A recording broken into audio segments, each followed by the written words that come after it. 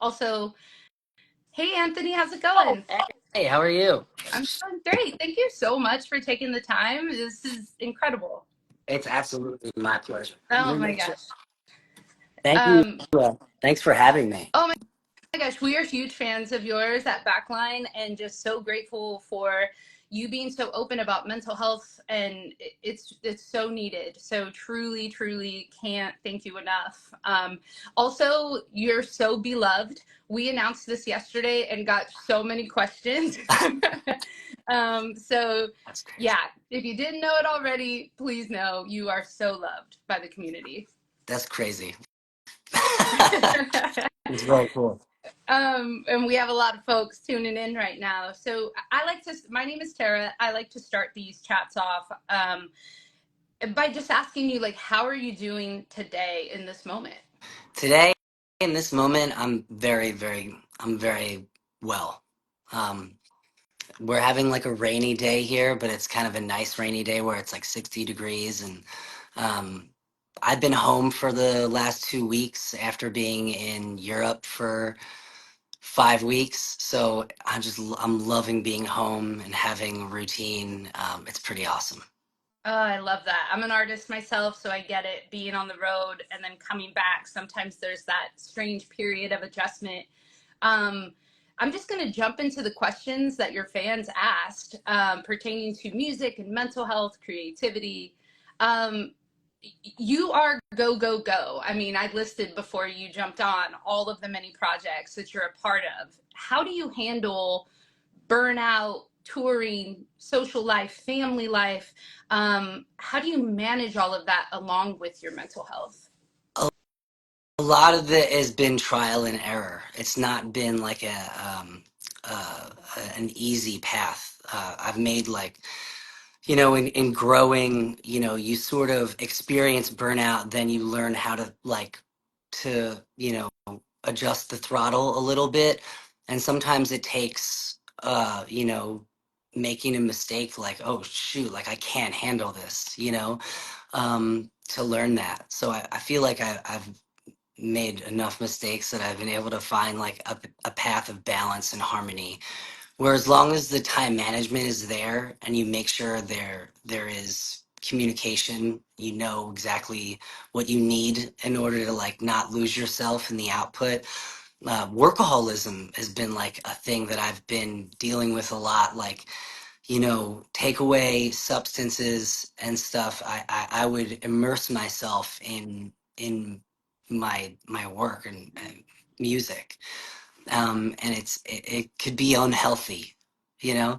So having to like try to find the checks and balances for all of the areas of your life, even the ones that you find pleasurable, that don't stand out as something that because when are a workaholic, you get praised for like how much time you spend, like, oh my God, you're doing so much, and that's so like there might be a part of overdoing it that just overlaps into even the things that you wouldn't really think about. So um that's been something I've been trying to really hone in on recently, just how I can do what I need to do, scratch the creative itch, collaborate, and manage all that without having to have it feel like a job, and without having it feel too much like too much of a burden, psychologically. Well, and I think you raised such a great point because in an industry like the music industry, I mean, you are praised to just be go, go, Yeah. go constantly and it's expected. And so it is so important to sit back and try to assess, like, hold on, like, can I keep this? It's not sustainable, you Even know? if you have a big hit or something, like that's awesome, but then it's like all about like that has a little very short little life cycle, and then you gotta like, what's the next thing? And it can be really daunting, I'm not trying to speak negatively of it. I think it's kind of how you decide to look at it too, but like it can be really daunting. Yeah. I mean, this is real talk, so please feel free to be as real as you want to get, because we get it over here. So, with all of that, how do you prioritize your mental health on and off the road on a daily basis? Are there any practices that you found to be helpful for you? For sure, there's a lot of the stuff that you have offered on your site and that you direct people to are things that I've been, I have a therapist that will work with me on the phone, when I'm traveling and communicates really well with me about that. I have really started to like love like exercise, different ways like yoga, just physical activities when I can do it. Little bits here and there that just like it helps my brain. So like I'll wake up and try to prioritize doing something active from if I can.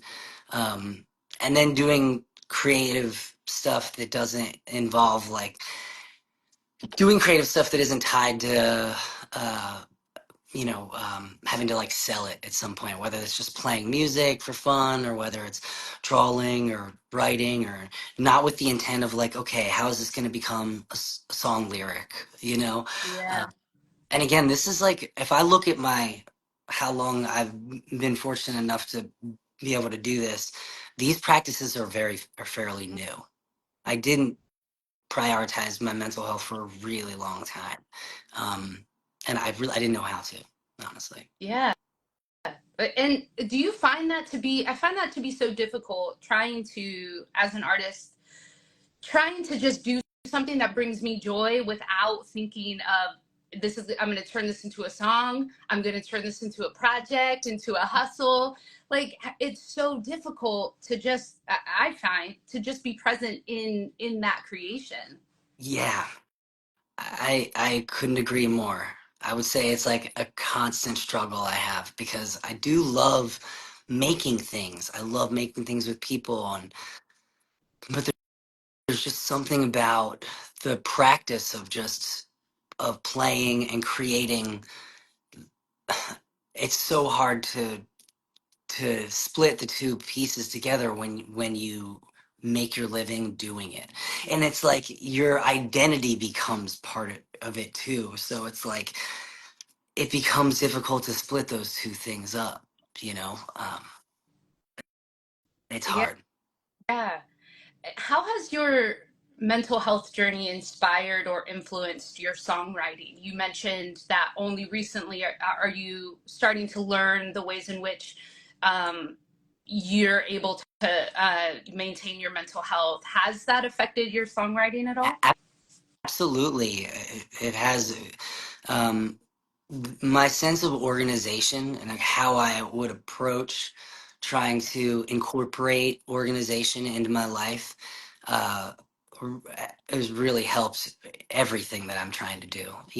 I think it's helped me be a better parent. But for songwriting, just making the time. I for a really long time, I would wait till the last minute for everything, and regardless of what the outcome was, it just doesn't feel.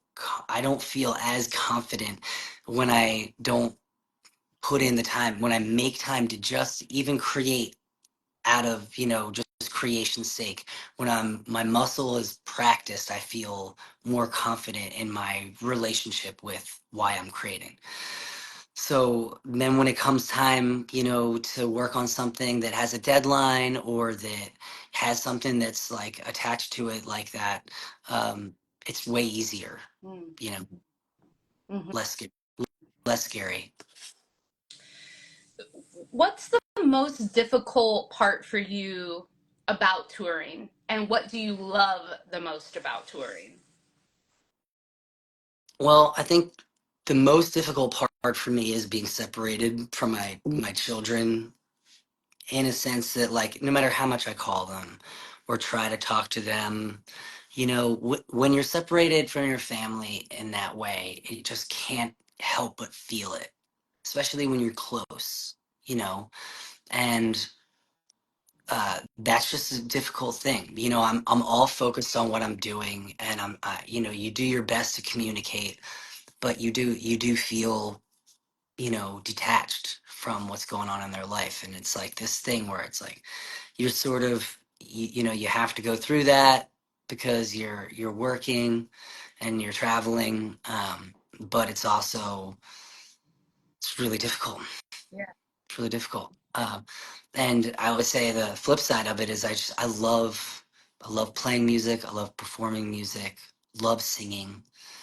And I feel like as long as I've ever dreamed about having like a dream of something was being able to be like a poet or a singer. Is like the singing is like the coolest thing I could have ever found. And I'm so grateful for it. I love doing it so much. And I see the mental health part of it, like the trying to, for me, I try to do a little bit of meditation, a little bit of exercise, eating healthy, sleeping, all those things are to make sure that I'm doing right by the things that I love, like which is music, which is my family, which is my friends. I want to be good for that. But you can also then kind of be good to be there for other people. It's like being of service in a way. Mm. And I think I didn't always look at it like that, and made it more difficult to take care of myself or to. There's so many layers you can unravel, but I feel like, I'm still trying to find the balance between everything. But a lot of the resources that you back on your website are things that I think are really important, not just for musicians and touring people, especially for musicians and touring people, but like for everybody, you know. Um, and it's just different. Like for me, it might have been organization, but for somebody else, there's things that might help balance out or harmonize whatever it is that their needs are. So it's always hard giving advice because what works for you is like not always going to work for everybody else. Right. It's a full spectrum. And that's why I think it's so important to kind of pick and choose and see like what works for you. Because, like you said, something that might work for you might not work for me, and vice versa. Your fans just are, it's amazing to see. I don't know if you can see it, but I can see the comments, and folks are just so grateful for you being so open about your mental health. I think being able to talk about mental health and ending that stigma and just making it normal, a normal conversation, is so important. Why is it important to you to talk about your mental health and your struggles? I think there is it makes it easy. I feel like at ease being honest about that. I feel like a freedom in speaking openly about what I'm going through. It's not, the byproduct I think is that, you know, people will thank me all the time for it, and I appreciate that. But it's also something that really benefits me to be able to be open because it provides this like immense connection that I feel with not only with what I'm doing, but with the people that I'm sharing it with. And that was always the point. I think from the very beginning, when you're making music, when I was making music, the whole point, I think, at the core of it was connection. So that's something I'm really grateful for in my life. Uh, I think it would be way more difficult to try to go through, as an artist, like trying to go through hiding or denying whatever you're going through. I think I've also had the luxury of being able to be, able to get therapy at a young age and go through all this stuff where I could recognize that. So it's like, it's a difficult journey for everybody. Uh, What does living a fulfilling life mean to you? What does that look like to you? Today just looks, that looks like being, um, having a good balance between spending time with my family, making music, uh, and making meaningful. I love music. I love making music, and I feel like uh, when when I have it so I can like do both things and it coexists between like being able to be there, uh, and be able to like, have projects that will release and do a little bit of touring, and I can immerse myself just enough, where I can get that creative connection, but not be completely in that world all the time. That's my like my balance right there. Mm, that sounds like fulfillment, 100%. Outside of music, what brings you joy? Oh, just honestly being around my children, hanging with them is my favorite thing. Um, they make me laugh. They make me think. Um, and yeah, they're like my greatest teachers. I love them so much. Um, yeah. Oh, that's amazing. How old are they? 14, 12, 10, and 8. Wow, okay. Fun ages. Yeah. Just yeah, greatest teachers right there. I love that. Love that.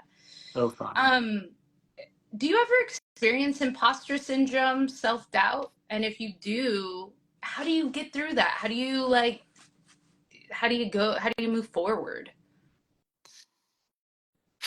Yeah, I do. There's a Circus Survive song that's called Imposter Syndrome. Um, I deal with it all the time. Um, there's, there's like I think that because of dealing with it so often, you sort of recognize it as part of this process. I'm like, all right, you felt this before, and you sort of barter it with where like, okay, you sort of barter with it, like, all right, well, what is this here to teach you? You know? And if you end up not being able to move forward with your message after that, then, maybe that's a good thing or something, but whenever that comes up for me, I find it's just been like a challenge that I have to deal with, in order to kind of weed out whether or not what I'm doing is important to me. But I do see it almost as almost a necessary part of the process. Like after a while of putting out songs, putting out records, working with people, and having to deal with imposter syndrome, you see it as like almost like a hiccup, like, oh, this is just like, this is part of it. Um, you sort of have like a plan already in place. You just talking about it made it a lot less scary. It's just part of the process. Yeah. And I love that you say like what can I learn from this? That Yeah. is that's a game changer to really like flip it on its head and be like, no, it's not a scary thing. It's actually going to teach me something. That's amazing. Thank you for that little nugget of wisdom. Someone wants to know what is one thing on your bucket list that you've yet to complete? I've always wanted to go to Japan. Okay. Um, I've never gone to Japan. But I don't know if I've ever even thought about like a bucket list. I just like immediately thought of like a desire that I have that like I've never been able to tour in Japan, for one, I think because of a criminal record from the past. But I don't actually, I would love to do that someday, but there's so many things I haven't done that I want to do. Like I couldn't even begin to list them. Like I just thought immediately like touring wise and music wise, because that's just like where my brain immediately goes. But Yeah. yeah, there's so many things. I actually, again, this is like touring and music wise, but I've always wanted to be able to just like go on the road without like announcing a tour or without even booking anything and just like go around and just try to like almost busk around for a That would little be cool. while and do it for fun. Um, yeah, I always thought about doing that. That There's would so be many. There's so many like fun, cool things that would be on my bucket list that I don't want to pick just like work stuff. amazing. It'd be like a show somewhere. Well, I know we only have a few minutes left, so I'll just ask a couple more. But Yeah, let's go. Sorry, I've been long-winded. oh my gosh, no, do not apologize here. This is, I love this. This is so making my whole day. How do you handle creative blocks? Do you lean on yourself? Do you lean on others? Do you walk away? Like, what do you do when you're in a situation? Maybe it's writing a song or working on some creative project and you're stuck. Man, that's such a great question. Um, Again, like I used to get really blocked. I used to actually feel like I was having writer's block for a long period of time. And for me, what kind of stopped that from feeling like it was happening was from making sort of a routine of creative output for myself that wasn't, again, like a lot of it was just not necessarily like I'm not judging this. This isn't something that needs to be like given to the band for lyrics. Like this is just like, hey, this is 10 minutes of the day that I'm writing. Mm. Um, this is, maybe 10 minutes of the day where I'm like, or I do some kind of writing that isn't, I do some sort of creative exercise that is like not judgmental space, sort of a muscle building exercise. Um, and and that helps a lot. I think the act of constantly writing makes it so you don't really experience that blockage, or when you see the blockage, you know it as like, oh, I'm either tired or like maybe I need to, not do this right now, or like maybe I need to change this message Mm. or flip how I'm thinking. And that type of stuff came from lots and lots of time because when I would experience maybe being too tired or too hungry in the past, like I would be like, I'm terrible. I got no business writing. I can't, like, I would go into spirals, Yeah. Um, and I think recognizing where that stuff comes from, like honestly being in therapy and noticing where a lot of my negative self-talk comes from has benefited my writing and my songwriting so much. Because it just gives you a space where you feel like you can actually deal with some of the stuff that maybe you were like just writing about. Like a lot of the times I would think like writing the song or an album about something like ex- exercise the Mm. demons, but it doesn't really like fully, like you need to actually do a lot more than that. It's again, it's like, yeah. I mean, that resonates because for so long I used to solely rely on performing as my form of therapy, and it worked for some time, or at least Yeah, I thought it worked, yeah, yeah, until it didn't. And I realized, oh, okay, like I gotta do a lot more for my mental health than just step on a stage. yeah. Um, a very, very real realization, you know? Um, The writer's block. Check out this book. Check out there's a lot of great books about writer's block. So uh some people hate this book, but The War of Art is really cool. The Artist Way is really cool. The Artist Way. yeah. Um but sorry. All right, let's keep going. No, we love book recommendations over here. I think that's so important. What you're saying, that's such a great tip. Just show up.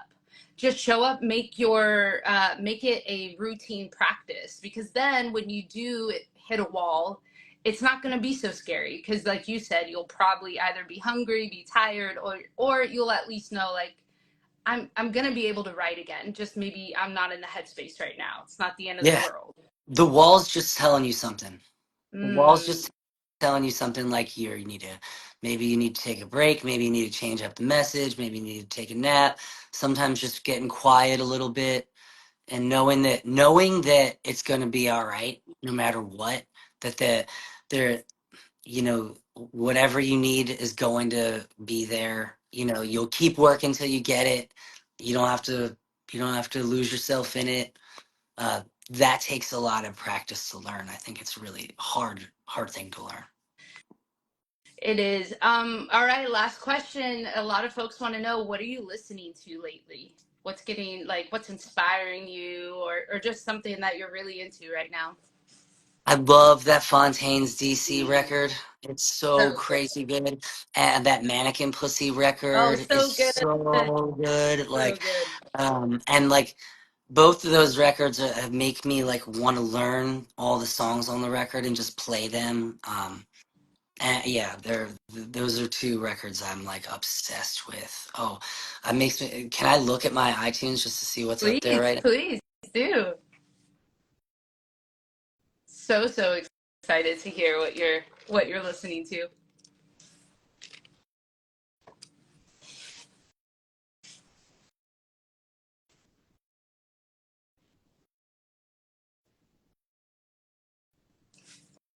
For those tuning in, if you want to add in the chat what you're listening to, let us know. Yeah, that's my favorite question though, because Is it? you always learn new artists that way. Um, but Uh, I can't champion that Mannequin Pussy record's like one of my favorite albums that's come out in a long time. So incredible. it's so so so good, and the videos too. Their videos are Videos just are so they're good. so good. They're so good. Anthony, I want to thank you so, so much on a personal level. This really means a lot. And also for Backline, it really means a lot. And to your fans, it means a lot. So, really just want to thank you for being so open about mental health and being open about your struggles because it's helping so many folks. And I'm sure you hear that all the time. But with the work that we do at Backline, we see it. Like, we see, like, okay, because Anthony, spoke on a real talk, we have 10 more folks getting therapy help. So it's a very real, tangible action. And we just want to thank you for being a part of this. It's my pleasure. I appreciate it. I sometimes forget, and so this is like a really nice little check-in for of all these things. And I think what you do is incredible, and I'm really grateful. It helps a lot of people, and it makes me happy that so many people are talking about mental health and being active and trying to take care of themselves, take care of each other. So I'm very, very honored to be part of that. Thank you so much, Anthony. I hope you have a great, great rest of your You day. too. Thanks for talking. Thank you. Bye.